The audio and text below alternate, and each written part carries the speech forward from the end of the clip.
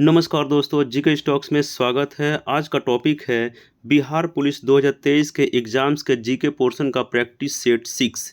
यह practice set आगामी Bihar exams के लिए बहुत ही महत्वपूर्ण है। इसमें हम 50 प्लस अति संभावित और महत्वपूर्ण प्रश्न कराएंगे जो आपकी प्रिपरेशन में काफ़ी मददगार होंगे। तो ठीक ऐसे ही प्रश्न एग्जाम से पूछे जाएंगे दोस्तों, तो आप पूरे वीडियो में बने रहिएगा। वीडियो बिना स्किप किए पूरा वीडियो देखिएगा। साथ ही इस वीडियो के डिस्क्रिप्शन में प्रैक्टिस सेट 1 से लेकर 5 तक का लिंक दिया गया है, जहां से जाकर आप देख सकते हैं। तो एक रिक्वेस्ट है दोस्तों, यदि आप इस चैनल पर नए हैं या पहली बार आए हैं तो कृपया कर इस चैनल को सब्सक्राइब कर लीजिएगा तथा बेल आइकन को दबा दीजिएगा। तो स्टार्ट करते हैं दोस्तों आज का अपना पहला प्रश्न।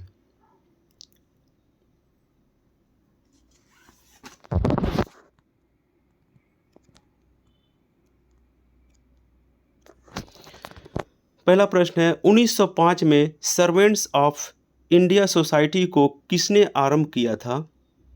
हर क्वेश्चन को सॉल्व करने के लिए 5 सेकंड का समय दिया जाएगा और आपका जो भी स्कोर होगा कृपया कर कमेंट बॉक्स में जरूर बताइएगा।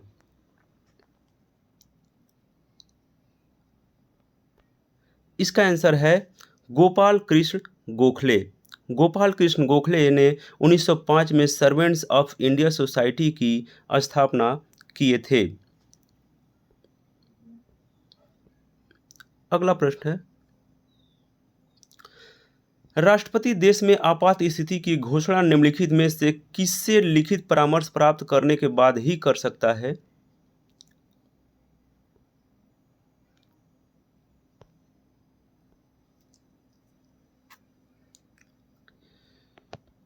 इसका आंसर है संघीय मंत्रिमंडल।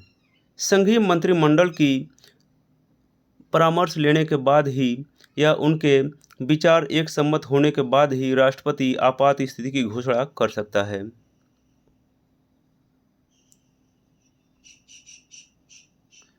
अगला प्रश्न है, एएसआई में बल का मात्रक क्या है?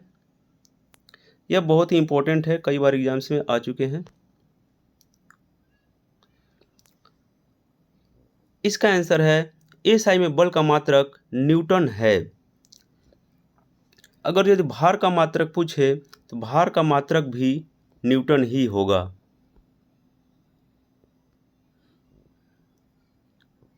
अगला प्रश्न है, एक ही ताप एवं दाब पर समान आयतन वाली गैसों में अणुओं की संख्या समान होती है। निम्नलिखित में से यह नियम कौन सा है?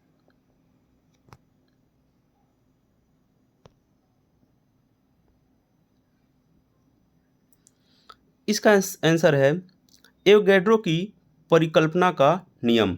एवोगैड्रो की परिकल्पना का नियम में है, एक ही ताप एवं दाब पर समान आयतन वाली गैसों में अणुओं की संख्या समान होती है। इस रिलेटेड एक और इम्पोर्टेंट क्वेश्चन बनता है, एवोगैड्रो संख्या की मान पूछ सकता है कि कितना है, तो वह अब बताएंगे 6.023 इंटू 10⁻23।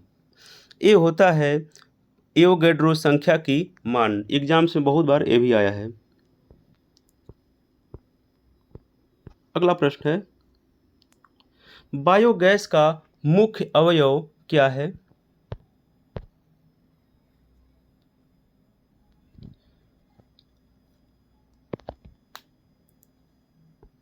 इसका आंसर है बायोगैस का मुख्य अवयव मीथेन गैस है। बायोगैस में यह मीथेन जो होता है ये लगभग 50 से 70% तक पाया जाता है।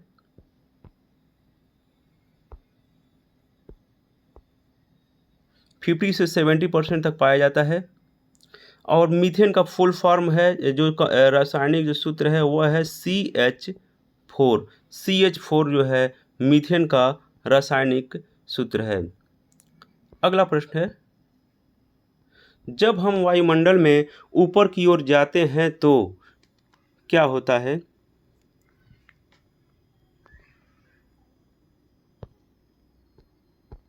इसका आंसर है ताप व दाब दोनों ही घटते हैं जैसे हम वायुमंडल में ऊपर की ओर जाते हैं। अगला प्रश्न है, लुढ़कती हुई गेंद कुछ दूर लुढ़कने के बाद स्वयं रुक जाती है। निम्नलिखित में से किस कारण से ऐसा होता है?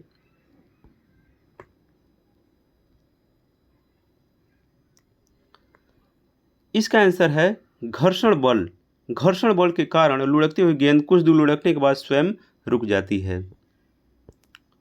अगला प्रश्न है, शहरों में तालाब का पानी शुद्ध करने के लिए कौन सी गैस प्रयोग की जाती है?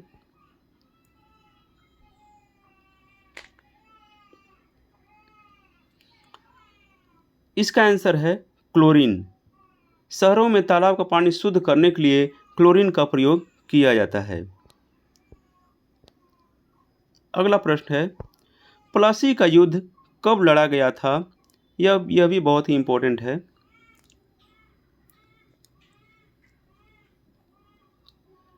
इसका आंसर है 23 जून 1757 को प्लासी का युद्ध लड़ा गया था। यह लड़ा गया था अंग्रेजों और सिराजुद्दौला के बीच।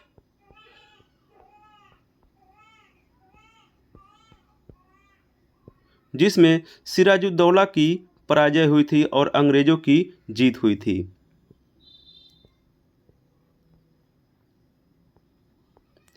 अगला प्रश्न है,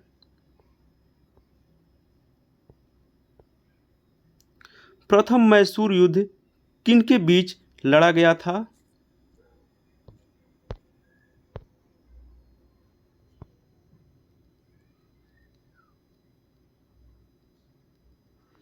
इसका आंसर है प्रथम मैसूर युद्ध ब्रिटिश और हैदर अली के बीच, अंग्रेजों और हैदर अली के बीच लड़ा गया था। यह युद्ध में हैदर अली की जीत हुई थी और 1769 में एक संधि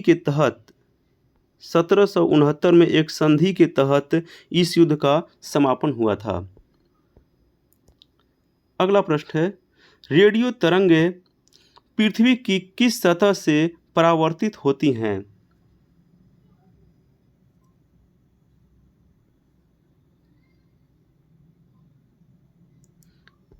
इसका आंसर है आयन मंडल। आयन मंडल से रेडियो की तरंगें परावर्तित होती हैं। यह आयन मंडल पृथ्वी से लगभग 640 किलोमीटर की ऊंचाई पर है और यह इसकी टोटल जो मोटाई है, जो टोटल इसका जो चौड़ाई है वह है 60 से 80 किलोमीटर के बीच। 60 से 80 किलोमीटर के बीच इसकी टोटल चौड़ाई है आयन मंडल की। अगला प्रश्न है, वायुमंडल के किस भाग में जलवाष्प की कुल मात्रा का 90% भाग विद्यमान रहता है?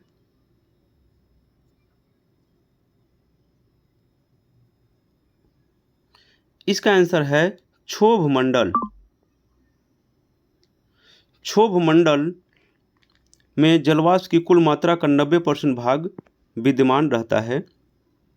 यह क्षोभ मंडल सबसे निचला वाला भाग है। सबसे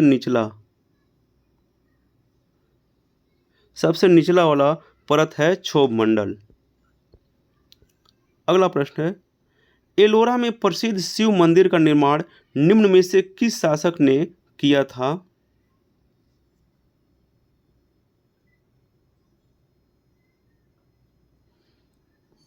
इसका आंसर है राष्ट्रकूट शासक कृष्ण प्रथम ने एलोरा में प्रसिद्ध शिव मंदिर का निर्माण कराया था। यह महाराष्ट्र के औरंगाबाद जिले में है।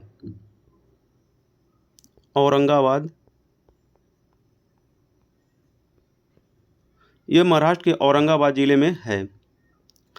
अगला प्रश्न है, भारत में डायरकी को किस अधिनियम के द्वारा पेश किया गया था?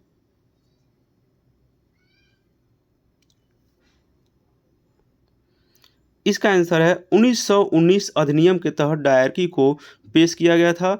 इसको द्वैध शासन प्रणाली भी कहते हैं। द्वैध शासन प्रणाली भी कहते हैं, दोहरी सरकार।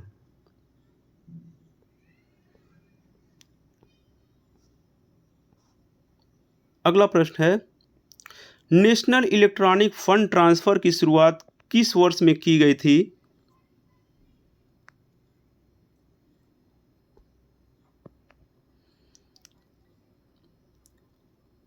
इसका आंसर है 2005। 2005 में एनईएफटी की शुरुआत की गई थी, नेशनल इलेक्ट्रॉनिक फंड ट्रांसफ़र की शुरुआत की गई थी। नेशनल इलेक्ट्रॉनिक फंड ट्रांसफ़र एक भुगतान प्रणाली है जिसके द्वारा एक बैंक से पैसे दूसरे बैंक में ट्रांसफ़र किए जाते हैं, एक खाते से दूसरे खाते में ट्रांसफ़र किए जाते हैं।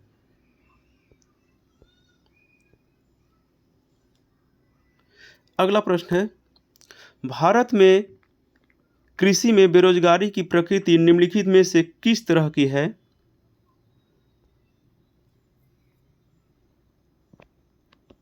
इसका आंसर है मौसमी और प्रछन्न दोनों। मौसमी और प्रछन्न दोनों बेरोजगारी की प्रकृति हैं भारतीय कृषि में। अगला प्रश्न है, निम्नलिखित में से किस पर आर्थिक विकास निर्भर करता है?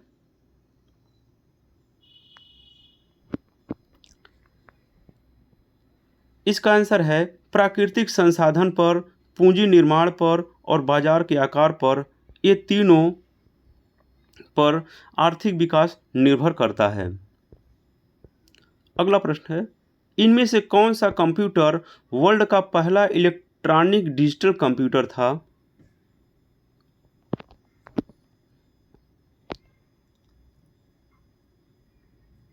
इसका आंसर है एनियक। एनियक को हम ऐसे लिखते हैं ENIAC,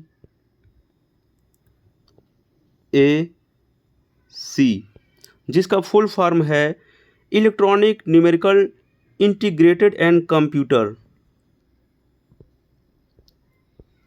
अगला प्रश्न है, निम्न में से किस गोलार्ध में हम्बोल्ट जलधारा बहती है?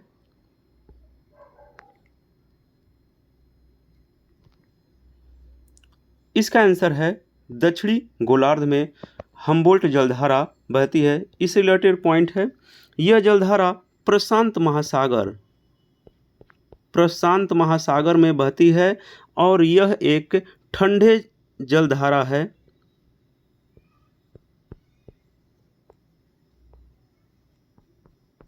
यह ठंडी जलधारा है जो प्रशांत महासागर में बहती है, इसको हम्बोल्ट जलधारा कहते हैं।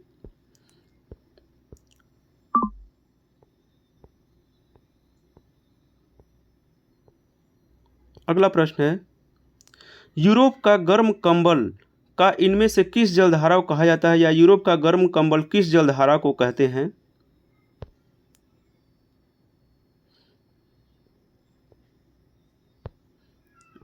इसका आंसर है गल्फ स्ट्रीम की जलधारा को यूरोप का गर्म कंबल कहते हैं। यह जलधारा अटलांटिक महासागर में बहती है। अटलांटिक महासागर में ये बहती है जलधारा, ये भी आप नोट करेंगे।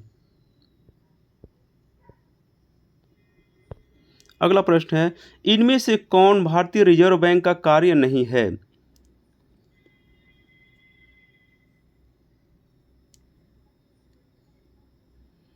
इसका आंसर है 1 रुपये का नोट और सिक्के जारी करना भारतीय रिजर्व बैंक का कार्य नहीं है, क्योंकि 1 रुपये का नोट और सिक्के जो जारी होता है वो वित्त सचिव भारत सरकार के हस्ताक्षर से होते हैं। बाकी जो भी करेंसी है, जो भी नोट है, वे सब भारतीय रिजर्व बैंक के द्वारा जारी किए जाते हैं। अगला प्रश्न है, झारखंड के सिंहभूम जिले के जादूगोड़ा में किसकी महत्वपूर्ण खान है?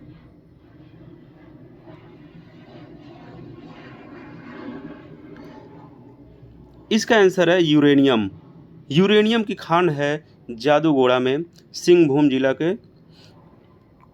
यह यूरेनियम का जो खान है यह 1967 ईस्वी से चल रहा है और यह यूरेनियम का प्रथम खान है जो इंडिया में है।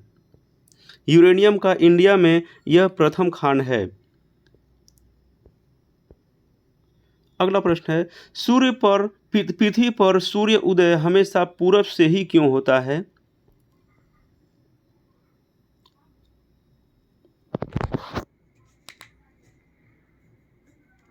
इसका आंसर है क्योंकि पृथ्वी पश्चिम से पूरब की ओर घूमती है, इसीलिए सूर्य हमेशा पूरब की ओर ही उदय होता है। अगला प्रश्न है, पाकिस्तान के किस शहर को मुगलों का बगीचा या बगीचों का शहर कहा जाता है?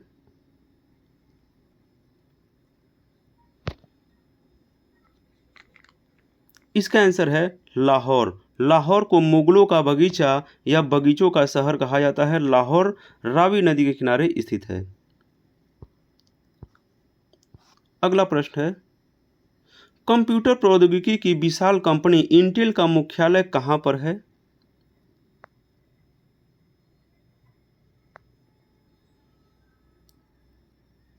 इसका आंसर है कैलिफोर्निया। कैलिफोर्निया में इंटेल कंपनी का मुख्यालय है। Intel company semiconductor computer circuit की एक अमेरिकी कंपनी है। अगला प्रश्न है, ऑपरेशन ब्लैक पैंथर जो कि बिहार में अपराध खत्म करने के लिए बनाया गया था, किस जिले में शुरू किया गया था?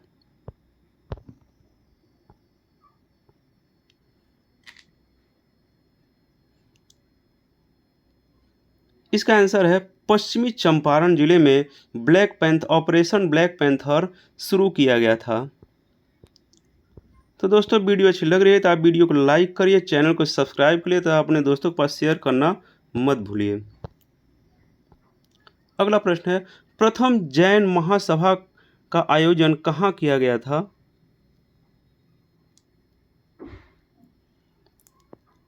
इसका आंसर है पाटलिपुत्र। पाटलिपुत्र में प्रथम जैन महासभा का आयोजन किया गया था और यह आयोजन चंद्रगुप्त मौर्य के शासनकाल में हुआ था। चंद्रगुप्त मौर्य के शासनकाल में हुआ था और इसके जो अध्यक्ष हैं वे थे स्थूलभद्र। स्थूलभद्र इसके अध्यक्ष थे। अगला प्रश्न है, किस वंश के शासकों ने ब्राह्मण एवं बौद्ध भिक्षुओं को भू अनुदान देने की प्रथा प्रारंभ की थी?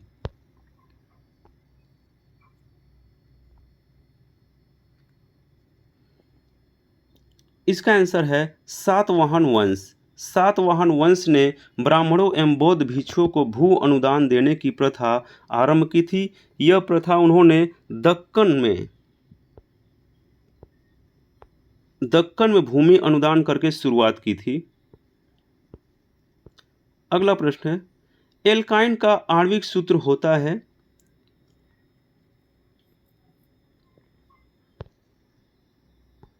इसका आंसर है, एल्काइन का आणविक सूत्र होता है CnH2n-2।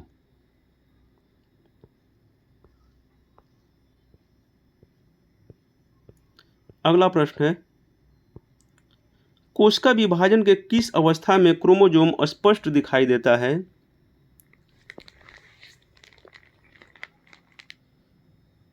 इसका आंसर है मध्यावस्था। मध्यावस्था में कोशिका विभाजन के समय क्रोमोसोम स्पष्ट दिखाई देता है। अगला प्रश्न है, पेंटागोनिया मरुस्थल किस महादेश में अवस्थित है?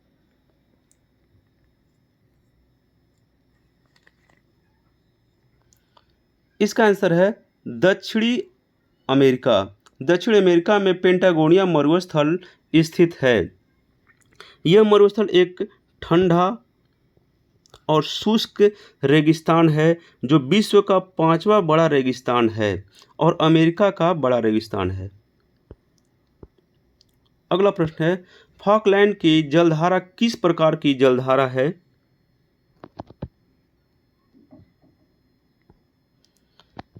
इसका आंसर है, फॉकलैंड की जलधारा ठंडी जलधारा है जो अंध महासागर में बहती है। अंध महासागर।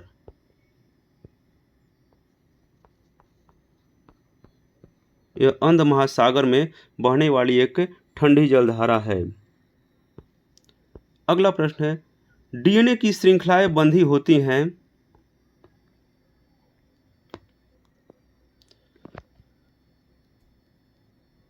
इसका आंसर है हाइड्रोजन बॉन्ड से।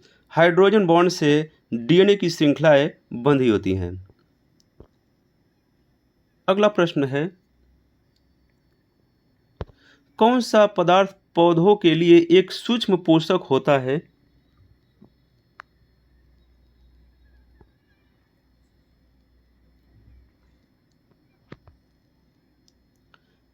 इसका आंसर है बोरॉन।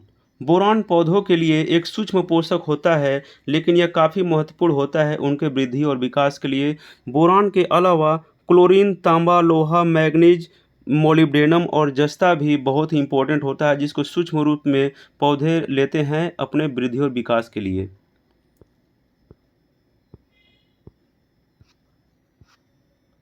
अगला प्रश्न है, थ्रोम्बिन का काम क्या है? थ्रोम्बिन का क्या फंक्शन है?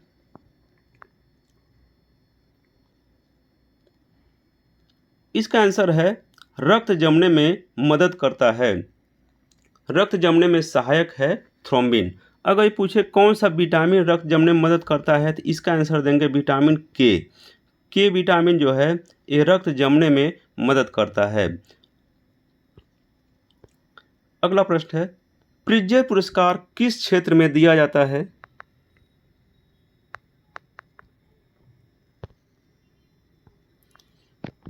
इसका आंसर है वास्तुकला के क्षेत्र में प्रिज्जर पुरस्कार दिया जाता है। इसकी स्थापना शिकागो के प्रिज्जर परिवार में 1979 में किया था, हयात फाउंडेशन के माध्यम से। अगला प्रश्न है, निम्नलिखित में से भारत की सुदूर दक्षिणी पहाड़ी कौन सी है? इसका आंसर है कार्डेमम पहाड़ी।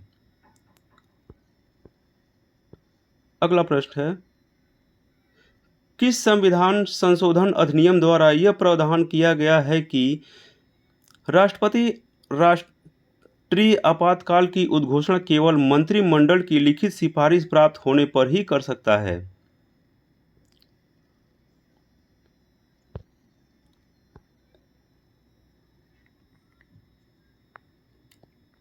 इसका आंसर है 44वें अधिनियम के तहत। अगला प्रश्न है, नाबार्ड की स्थापना किस समिति की संस्तुति पर हुई थी?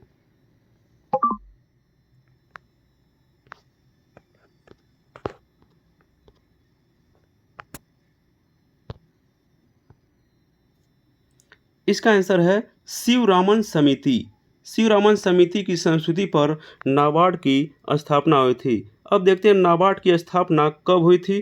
तो यह 12 जुलाई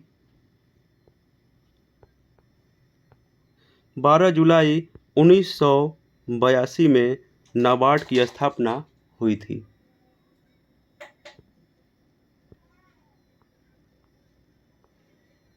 अगला प्रश्न है,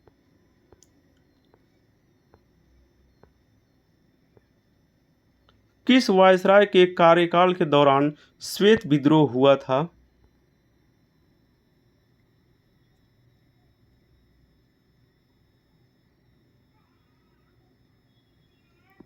इसका आंसर है लॉर्ड रिपन। लॉर्ड रिपन के काल में, वायसराय के काल में श्वेत विद्रोह हुआ था। अगला प्रश्न है, कांग्रेसी नेताओं द्वारा मॉन्टेक्यू चेम्सफोर्ड रिपोर्ट की निंदा करने पर कई नरमपंथियों ने पार्टी छोड़कर निम्न में से कौन सी पार्टी का गठन किया था?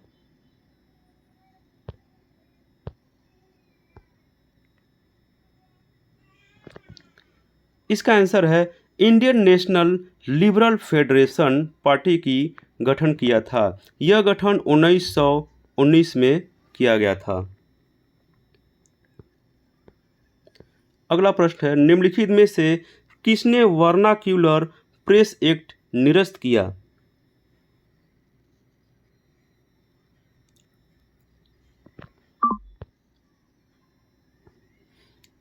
इसका आंसर है लॉर्ड रिपन। लॉर्ड रिपन ने वर्नाक्यूलर प्रेस एक्ट निरस्त किया था। इससे रिलेटेड एक और पॉइंट देख लेते हैं। लॉर्ड लीटन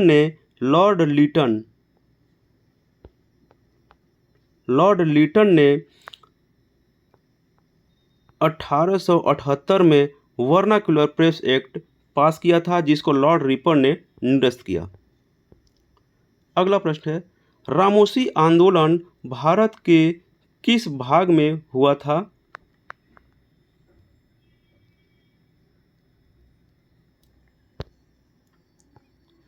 इसका आंसर है पश्चिमी तट पर रामोसी आंदोलन भारत में हुआ था। यह आंदोलन भूख और अकाल की समस्या के चलते हुआ था, जो महाराष्ट्र में हुआ था।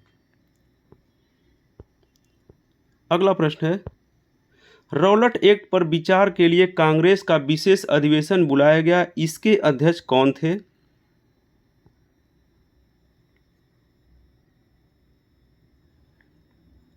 इसका आंसर है हसन इमाम। हसन इमाम इसके अध्यक्ष थे। रौलट एक्ट पर विचार करने के लिए कांग्रेस का विशेष अधिवेशन जब बुलाया गया था।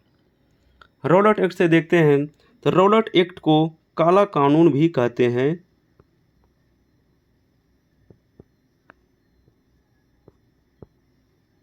और रौलट एक्ट जो है 1919 में भारत आया था, ये याद रखेंगे। चलते हैं अगले प्रश्न पर। अगला प्रश्न है, तैमूर लंग का आक्रमण भारत पर कब हुआ?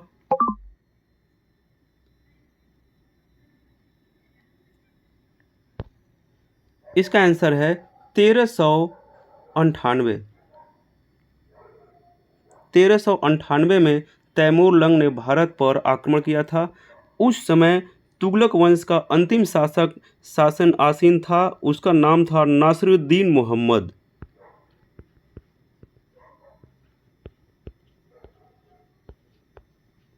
नासिरुद्दीन मोहम्मद उस समय शासक था।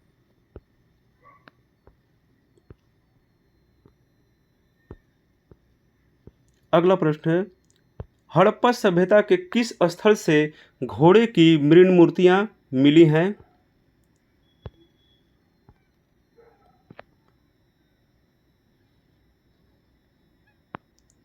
इसका आंसर है सुरकोटदा। अगला प्रश्न है, वैदिक काल में सोम देवता को किससे संबंधित माना जाता है?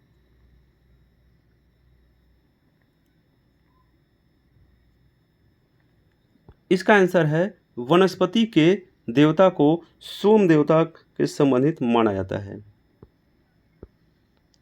अगला प्रश्न है, जैन धर्म के तीसरे तीर्थकर कौन थे?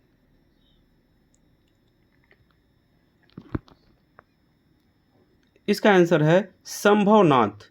संभवनाथ जी जैन धर्म के तीसरे तीर्थकर थे। अगर पूछे कि जैन धर्म के प्रथम तीर्थकर कौन थे, तो इसका जवाब देंगे आप भगवान ऋषभदेव।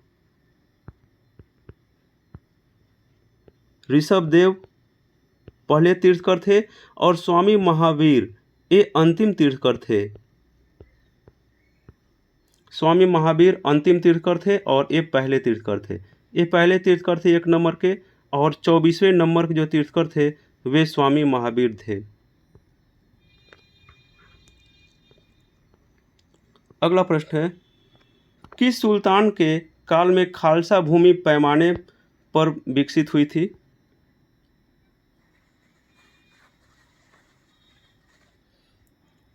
इसका आंसर है अलाउद्दीन खिलजी के शासन काल में खालसा भूमि अधिक पैमाने पर विकसित हुई थी।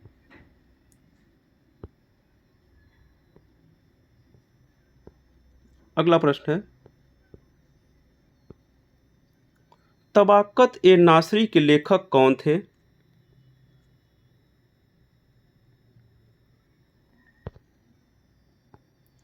इसका आंसर है मिन्हास उस सिराज। मिन्हास उस सिराज तबाकत ए नासरी के लेखक थे। तबाकत ए नासरी में मुहम्मद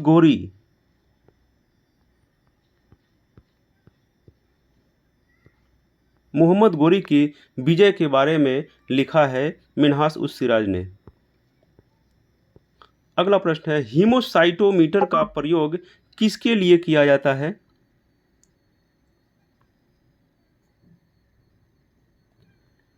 इसका आंसर है रक्त कोशिकाओं की गिनती के लिए हीमोसाइटोमीटर का प्रयोग किया जाता है।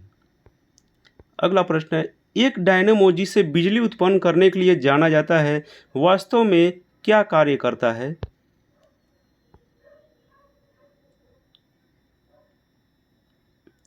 इसका आंसर है ऊर्जा का कन्वर्टर का काम करता है डायनेमो।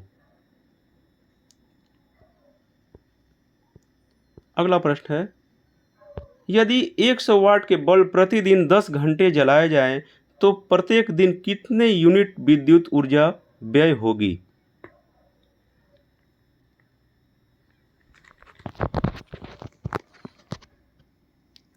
इसका आंसर है 1 यूनिट ऊर्जा व्यय होगी। अब इसे निकाल देख लेते हैं। पहले देखते हैं कि 1 किलो वाट बराबर होता है 1 यूनिट। तो हम देखते हैं 100 वाट के बल्ब प्रतिदिन 10 घंटे जलते हैं तो कितने वाट होते हैं? तो 100 इंटू 100, 100 इंटू 10 इक्वल टू हो गया 1000 वाट। 1000 वाट प्रतिदिन जल रहा है। अब 1000 वाट बराबर होता है 1 किलो वाट।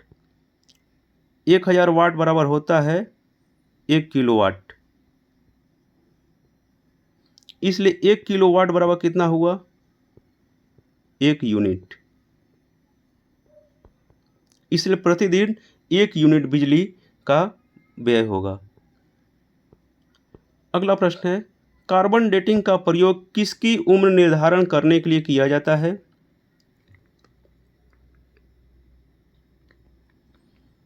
इसका आंसर है फॉसिल्स का, जीवाश्म का कार्बन डेटिंग की प्रयोग से उम्र निर्धारित किया जाता है।